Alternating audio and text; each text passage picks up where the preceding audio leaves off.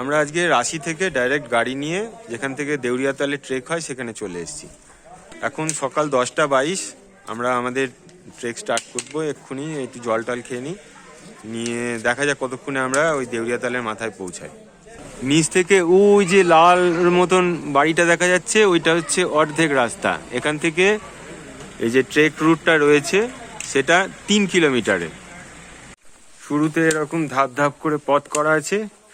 Normally যে সমস্ত ট্রেকগুলো করি সেখানে যেমন থাকে এখানেও তেমনই আছে।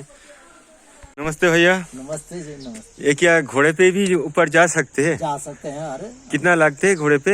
घोड़े का है वैसे आने जाने का 1600 रुपया और खाली छोड़ने का 1000। अच्छा रहना। ওই নিচে রাস্তায় সারি সারি গাড়িগুলো দাঁড়িয়ে আছে। যে কোনো ট্রেকের স্টার্টিংয়ে যেমন হয়, শুরুতে একটু হাঁপ লাগে। দেউরিয়াতালটা সাধারণত আর্লি মর্নিংয়ে যেতে হয়, কারণ তখন সূর্যোদয় হয় এবং চারপাশে পাহাড়ের রেঞ্জ খুব সুন্দর দেখা যায়। কিন্তু আমরা যেহেতু মদমহেশ্বর থেকে বুড়া মহেশ্বরে ভোরবেলা ট্রেক করে গেছিলাম, সুতরাং সূর্যোদয়ের ওখানকার যে ভিউ পেয়েছি তা সত্যি অসাধারণ।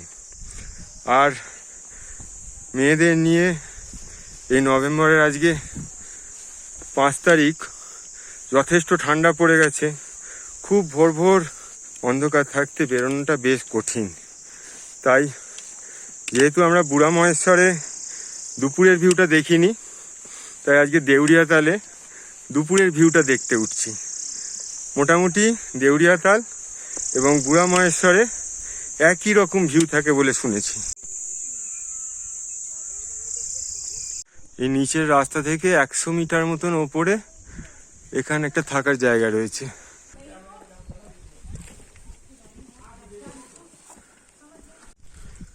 এই দেউরিয়াতালের রাস্তাও কিন্তু বেশ চড়াই। গত 14ই আগস্ট ডেঙ্গু হয়ে অজ্ঞান হয়ে পড়ে গিয়ে আমার ডান পায়ের টোতে 2টো ফ্র্যাকচার আছে। তো মাধবের এমনই অদ্ভুত কৃপা যে পাহাড় চড়তে বা পাহাড় থেকে নামতে কোনো কষ্ট হচ্ছে না, কিন্তু সমতলে হাঁটতে কষ্ট হচ্ছে। আবার আমরা যেদিনকে বুড়া মহেশ্বর ট্রেক করছি সেদিন তো একদম আলো না ফুটতে বেরিয়েছিলাম, তো একটা উঁচু জায়গা পার হতে গিয়ে ওই ফ্র্যাকচারের উপরই আবার লেগেছে। পা পুরো ফুলে ঢোল হয়ে গিয়েছে।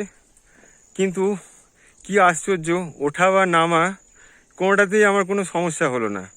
জয় মাধব। এই দিক দিয়ে সম্ভবত একটা শর্টকাট উঠেছে, কিন্তু আমি শর্টকাট নিচ্ছি না। তার কারণ আমার প্রিভিয়াস এক্সপিরিয়েন্সে দেখেছি শর্টকাটে যে সময় লাগে ট্র্যাডিশনাল যে রুট করা থাকে তাতে একই সময় লাগে প্রায়, কিন্তু শর্টকাটে কষ্টটা বেশি হয়। তাই আমি ট্র্যাডিশনাল রুটেই উঠছি। এখন 10:52 বাজে, অলরেডি অনেকটা উঠে এসেছি। এই ওপর থেকে নিচের ভিউটা কিন্তু অপূর্ব লাগছে। মাধবের কৃপায় আমরা বাড়িতে 3 তলাতে থাকি, তার জন্য আমাদের দিনের মধ্যে বেশ কয়েকবার করে 1 তলা 3 তলা করতে হয়। তাছাড়া 4 তলার ছাদ আছে, সেখানেও জামা কাপড় মেলা, গাছ টাছের দেখাশোনা করা, এসবের জন্য বেশ কয়েকবার ওঠানামা থাকে। সেই জিনিসটা আমাদের কাছে আশীর্বাদ হয়ে দাঁড়িয়েছে, কারণ সিঁড়ি ভাঙা অভ্যাস থাকাতে আমরা 3 জনই কম্পেয়ার টু আদার্স যথেষ্ট ভালোভাবে ট্রেকিংগুলো করতে পারছি। হয়তো মদমহেশ্বরের মতন একটা কঠিন ট্রেক করে আসার পর খুব কম জনই হয়তো আবার দেউরিয়াতাল ট্রেক করবে। ওই দেখো শ্রী, নিচ থেকে যে লাল বাড়িটার কথা বলছিল, হাফ রাস্তা, ওটা চলে এসেছি প্রায়। এই লাল শেডের যে ঘর মতন করা রয়েছে, এখানে বুড়াস টুড়াস পাওয়া যায়, তো আমরা একটুখানি বুড়াস খেতে বসলাম। এটা ঠিক 1.5 কিলোমিটার রাস্তা আমরা নিচ থেকে এখন অব্দি এসেছি। এখন 11:10 মতো বাজে। এখানে চাইলে কেউ ব্রেকফাস্টও করে নিতে পারে, কারণ অধিকাংশই দেউরিয়াতাল ট্রেকটা ভোরবেলা করে, সুতরাং না খেয়েই আসে। थैंक यू भाई। आपका नाम? आशीष नेगी। भाई इधर क्या रहने का इंतजाम है? रहने का इंतजाम है। और उसका चार्ज क्या पड़ता है? उसका पर पर्सन 1000 रुपया। उसमें उसमें आपको डिनर, ब्रेकफास्ट, चाय, स्नैक्स। कॉन्टैक्ट नंबर क्या है तुम्हारा? 9759216336। ओके, तो बुकिंग का क्या प्रोसेस है?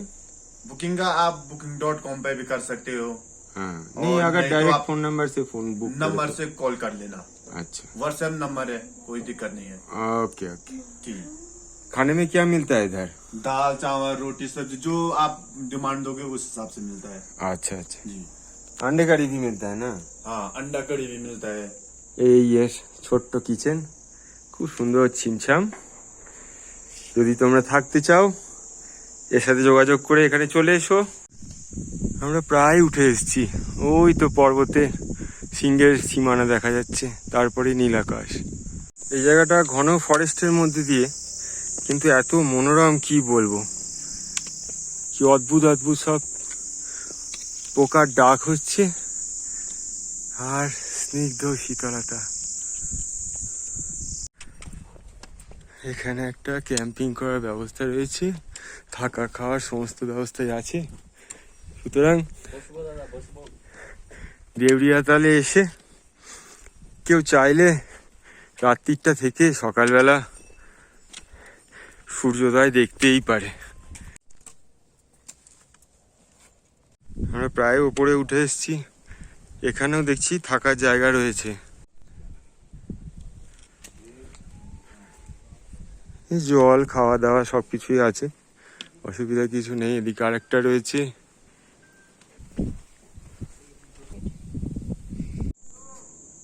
এই আলটিমেটলি মনে হচ্ছে আমরা সেই আধ্যাত্মিক ঐতিহ্য সমৃদ্ধ দেউরিয়া তালের কাছে চলে এসেছি। এখানকার এন্ট্রি ফি বয়স্কদের জন্য, মানে যারা অ্যাডাল্ট পার্সন তাদের জন্য 200 টাকা পার হেড, আর যারা স্টুডেন্ট বা 18 বছরের নিচে তাদের জন্য 100 টাকা পার হেড, আর যাদের 7 বছরের নিচে তাদের জন্য ফ্রি। দেউরিয়া তালের চার ধারটা একটু ঘুরে দেখা যাক।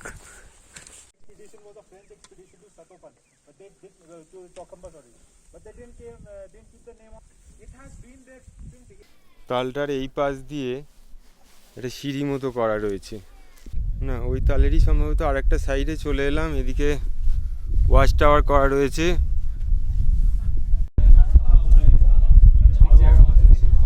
আমি এখন সেই মহাভারত খ্যাত, সেই আধ্যাত্মিক ঐশ্বর্য সমৃদ্ধ সেই দেউরিয়া তালের সামনে দাঁড়িয়ে আছি। যে দেউরিয়া তালে একসময় পঞ্চপাণ্ডবরা বনবাসের সময় জলতেষ্টায় কাতর হয়ে জল পান করতে এসেছিল, এবং একে একে 4 জন পাণ্ডব এই জল পান করে এখানে দেহত্যাগ করেছিল। তো যখন তার ভাইরা ফিরে আসছে না দেখে যুধিষ্ঠির জল খেতে এই তালের পাশে আসেন, তখন যক্ষদেব এখানে হাজির হন, কারণ এই তালের অধিপতি হচ্ছেন যক্ষদেব। তো তিনি যুধিষ্ঠিরকে শর্ত দেন যে তুমি এই জল একমাত্র তখনই পান করতে পারবে এবং তোমার ভাইদের আবার জীবিত পাবে যদি তুমি আমার প্রশ্নের উত্তর দিতে পারো। তো যুধিষ্ঠির তাতে রাজি হয়ে যান এবং যক্ষদেবের সব প্রশ্নের একে একে সঠিক উত্তর দেন। ফলস্বরূপ তার 4 জন ভাই জীবিত হয়ে ওঠে এবং যুধিষ্ঠির সহ সবাই জলতৃষ্ণা থেকে মুক্তি পায়।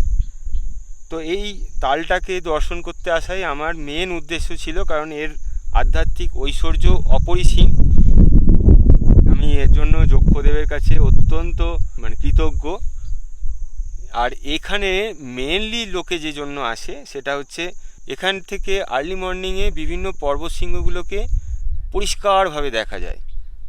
যেহেতু আমরা 2 দিন আগেই বুড়ামহেশ্বর ট্রেক করে এসেছি, সেখান থেকে আর্লি মর্নিংয়ে আমরা সমস্ত পর্বত শিখরগুলোকে দর্শন করে এসেছি, তাই আমার এখানে আসার মেন উদ্দেশ্যটাই ছিল এই জল দেখা, মানে এই তালটাকে দর্শন করা। তার কারণ এই দুপুর যত হয় পাহাড়ে, তত এখানে কিন্তু পর্বত শিখরগুলো ক্রমশ মেঘে ঢেকে যায়। ওই যে পেছনে মেঘগুলো দেখা যাচ্ছে, ওখানে কিন্তু অ্যাকচুয়ালি পর্বত শিখরগুলো আছে। আমরা এখানে পৌঁছেছি 12টা 20 নাগাদ। তো এখন আমরা এই তালটাকে দর্শন করলাম, স্পর্শ করলাম, এখানকার আধ্যাত্মিক অনুভূতি হৃদয়ে ধারণ করলাম, করে এবার আমরা আবার ফেরার পথ ধরব। আমাদের আজকের নেক্সট ডেস্টিনেশন হচ্ছে কনকচৌরি, কারণ ওখান থেকে আমাদের কাল আর্লি মর্নিংয়ে কার্তিক স্বামী দর্শনের ইচ্ছা আছে। জয় যক্ষদেবের জয়। এখন 1:50 বাজে, মানে প্রায় 2 বাজে। তাল দর্শন করে আমরা এবার নিচে নামছি। নামার পথে একটু জলপানের বিরতি, অনেকটাই নেমে এসেছি। এখন 2:21 বাজে। আমরা হাফ রাস্তা ক্রস করে ফেলেছি। এই যে লাল টিনের যে বাড়িটা, এটা ঠিক হাফওয়েতে। ওই নিচে শাড়িগ্রাম দেখা যাচ্ছে। আমাদের এখনো নামতে প্রায় আধ ঘন্টা লাগবে। নামার পথে এখানে একটা মন্দির রয়েছে, বেশ মনোরম পরিবেশে। ওপর থেকে দেখা যাচ্ছে ছোট্ট ছিমছাম শাড়িগ্রাম। এখন বাজে ঠিক 2:50। আমরা দেবরিয়াতাল ঘুরে চলে এলাম। শ্রী সবার আগে নেমেছে, আমি আর মেয়ে সবার শেষে। শ্রী, কেমন লাগলো দেবরিয়াতাল? খুব ভালো লেগেছে, খুব সুন্দর জায়গা, দারুণ। কোন জিনিসটা বেশি টানলো? মানে টোটাল পরিবেশটা, যাওয়া আসার যাতায়াতের পথ যেটা ফরেস্টের মধ্যে দিয়ে, জঙ্গলের মধ্যে দিয়ে, খুব সুন্দর, দারুণ আধ্যাত্মিক পরিবেশ রয়েছে এখানে। মা, তোমার কোনটা ভালো লাগলো? এই ট্যুরটা খুব সুন্দর ছিল, রুটটাও খুব সুন্দর, আর ওই তালটাও দারুণ ছিল, আমার খুব ভালো লেগেছে। পুরো শান্ত একটা ভাব রয়েছে। তালটার সারাউন্ডিং এরিয়াটা খুব সুন্দর, ওদিক থেকে চৌখাম্বা পুরো স্পষ্ট দেখা যাচ্ছে, নীলকণ্ঠ পাহাড় দেখা যাচ্ছে। আমরা যাওয়ার অনেকক্ষণ পরে আস্তে আস্তে মেঘে ঢেকে গেল, খুব খুব সুন্দর। আমরা যাওয়ার সময় এই হোটেলে আমাদের লাঞ্চের কথা বলে গিয়েছিলাম। এখন এখানে লাঞ্চ করব, তারপরে কনকচৌরি। होटल का नाम माउंटेन व्यू। इधर कितना रूम है? इधर 6 रूम है हमारे पास। 6 रूम। कितना आदमी ठहर सकते हैं? हमारे रूम जो है उसमें जो 15-16 आदमी आ सकते हैं। गीजर है आपका रूम? गीजर सब रूम में गीजर है। अच्छा, ये आपका इस साड़ीग्राम में देखने को क्या क्या है? सारी ग्राम में जो है ऐसे ही नीचे स्कूलें हैं, और इधर घूमने के लिए रास्ते में इधर आगे उगे जाने के लिए यहाँ से जो है हमारे तुंगनाथ चंद्रशिला पूरा दिखाई देता है। इधर से चंद्रशिला बाहरी गेट पर देखिए पूरा व्यू दिखाई देता है। जैसे वो थोड़ा बादल है, बीच वाला वो चंद्रशिला टॉप है, वो जो उधर। हाँ, और उसकी चढ़ पे जो है तुंगनाथ भगवान जी है। अच्छा, उधर तुंगनाथ है। हाँ, अच्छा, नीचे चुपता है नीचे नीचे चौकता जहाँ पर इतना पड़े नीचे जो वाइट वो जो रूम दिख रहा है कुछ, वो सब तुंगनाथ है ऊपर। अच्छा। नीचे जो है ये चुपता है, जहाँ पर गाड़ियाँ वगैरह दिखाई दे रही है। इधर हाँ, আচ্ছা, ওইটা হচ্ছে তুঙ্গনাথ, ওই। আর এখানে হচ্ছে চোপতা। चुपता। এখান থেকে যে রুমগুলো আছে সেগুলোর সব ভিউ রুম। সুতরাং ঘর থেকেই ওদিকে তুঙ্গনাথকেও দেখা যাবে, ওদিকে চোপতা ভ্যালিকেও দেখা যাবে। Very good, thank you. এখন 3:30 বাজে। আমরা লাঞ্চ টাঞ্চ করে এবার শাড়িগ্রাম থেকে কনকচৌরির উদ্দেশ্যে রওনা দিচ্ছি।